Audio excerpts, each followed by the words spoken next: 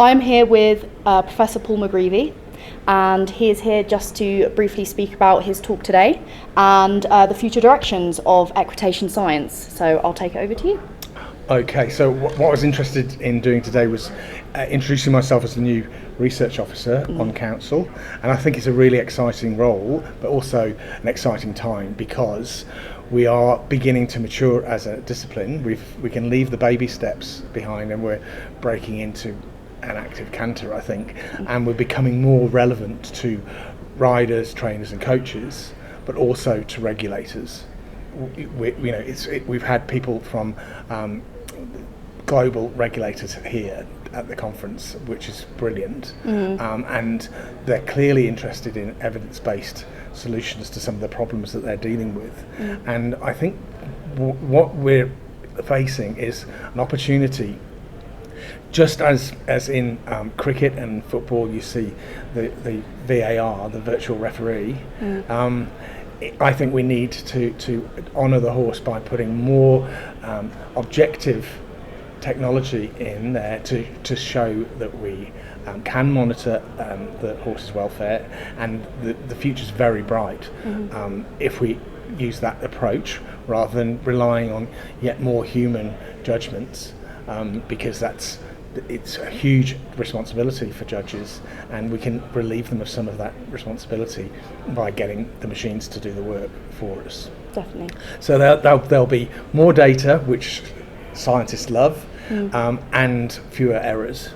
So I think the future is very bright. I also think that technology will one day allow us to put wearables on horses and on riders, so that physiologically we can find the sweet spot where the horse is thriving and the human is thriving, and it's possible with the right technology to create a sport out of that harmony, because we all know when we're riding a horse, when it feels just brilliant, I think we could almost bottle that if we get the right technology and call it a new form of sport that celebrates brilliant horsemanship and allows horses to show what they can do for us.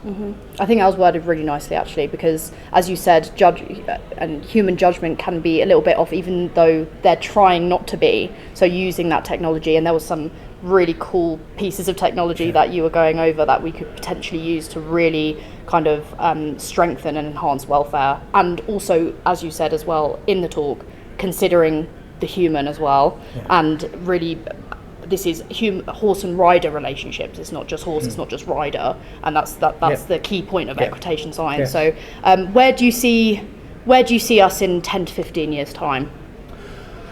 Well, we are only a baby society. We've had 2 decades of growth. If we continue the same trajectory, wow. Yeah, exactly. Hopefully the same trajectory as the dog. I did share some data on dog research that's ahead of the curve on us. But there are reasons why dog research is more affordable, and the context in which horses are appearing, such as therapy, mean that there's an expanded base of interest and also potential funding. So I think we may begin to catch up, and hopefully we'll have commitment to open access journals so that more and more people who are on the ground with the horses can benefit from what we're doing. Definitely. And I think it can be really useful looking at the research that they are doing in dogs as well, and we can actually learn from what they are doing. Yes. There has been so many times well, that's what we do a lot of the time, looking at other species. Yes. I think that the challenges with equitation science are unique, but they're transferable to other disciplines, and that's why I've announced these so-called compass guidelines. There are 105 of them, and they extend from horse riding and horse training to any study of animal behaviour modification, training or equipment use. So I think that's our gift to other disciplines now, is to say this is what we've learned, these are the lurks, and this is what we think is good quality science.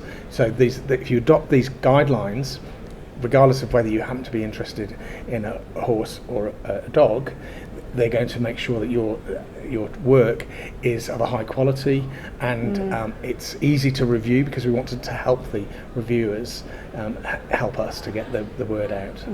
Well, the pioneer is pioneering. Yeah. Well, Paul, if I spoke to Paul about everything he spoke about today, I think we'd be here for hours, but I'll let you go, so Cool. Thank you so much. Great, thank you.